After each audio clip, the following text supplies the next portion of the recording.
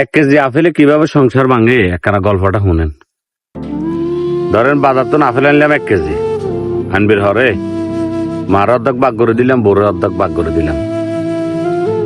তো আপেল 1 কেজির ভিতরে হচ্ছে নোগা।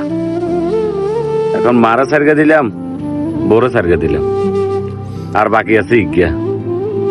চিন্তা করলাম যে ইয়ে নিজে গিলে খাইতাম, ঘরে যে হুদ আছে ইয়ে বড় দিয়ে লাই, আর হুদ ইজ্ঞা বেশি খাক। এখন হইব তো আগের থেকে ভেজাল, আগের থেকে মিলমিশ নেই। তা এখন দিন শেষে বড় জন হাজগা দিছি, বউ মনে মনে সন্দেহ করার মনে মারা বেশি দিয়ে লেছি। এখন মারা জন সারিয়ে দিছি, মায় মনে মনে সন্দেহ করে কি বড় বেশি দিয়ে লেছে, কিন্তু হেরা তো আগের থেকে অমিল, পুরুষ তো ব্যর্থ। এখন যেহেতু ঘরেতে বউ আর হুদ আছে, তাহলে সেগুলো তো দুগা করে খাইলে 2 দিন যাবো, সবার শেষ হয়ে যাবো। যাক, সবার শেষ হয়ে গেছে। এখন মার মাথা একজন ইজ্ঞে করে খাইলে লাগবে 4 দিন। এখন 4 দিন পরে যখন মারে বাদ দিয়ে বেলা রুমে গেছে, তখন বউ দেখেছে কি মা আপেল খার। এবারে লাগলো না ভেজাল। এবারে বউ মনে মনে কর আল্লাহর হাতে মারে চিনছে, অথচ আন্ডা উতাস যে মায় 2 জন আছি, আন্ডার 2 আপেল বেশি দিল না, তার মারা বেশি দিল। মানে সন্দেহ কোনো তো নাই, কেউ মানিল তো না, ভিতরটা কেউ জানতো না আপেল কোগা আনছি, এটা কেউ জিজ্ঞাসা না। এখন রুমে গেছি, রুমে যাবার হরে বউ কাজে কি তুই তোমার মারা আপেল বেশি আনে দিছে, তোমার মারা কি আগে কি জিনিস কম দিছি নাকি? তোমার তুই যদি তোমার মারা পুরো বেগুনও দিয়ে লো, তোমার কোনো সময় কইতাম নাকি যে তোমার মারা কিনলে বেশি দিছে? মায় কথা নিয়ে শুনছে, মায় শুনিয়ে বেরি কজে কি যেহেতু একই ঘর শুনতেই পারে। মায় কজেন মনারে তো জিনিস আর কোনো সময় খাইতাম না, তুই আর আনিচ্ছেন, তোর বোর বুক দৌড়ে যায় আর জিনিস দিলে।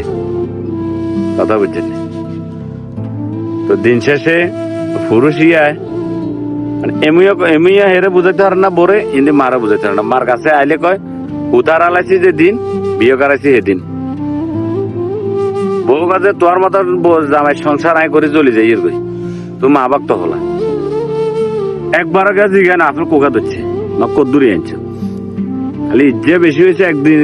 একদিন আগে খাইয়ে লেছে, একদিন হরে খাইছে, বেজালটা বাজি ওই জায়গা। তো দিন শেষে ওই পুরুষটা এবারই চিন্তা করে কি করবো। হয়তো দেখা গেল কোনো কোনো পুরুষ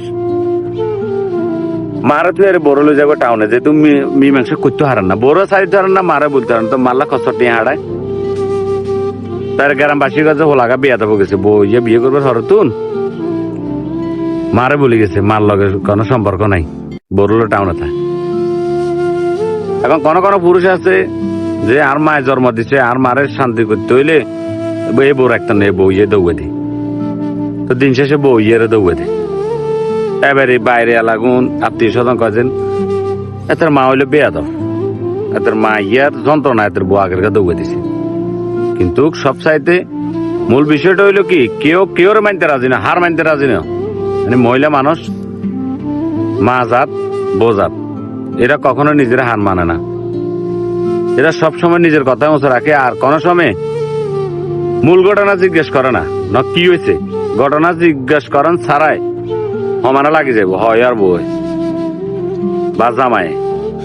এরা কখনো সত্যটা যাচাই করে না, যার কারণে অধিকাংশ ফ্যামিলিতে অশান্তি।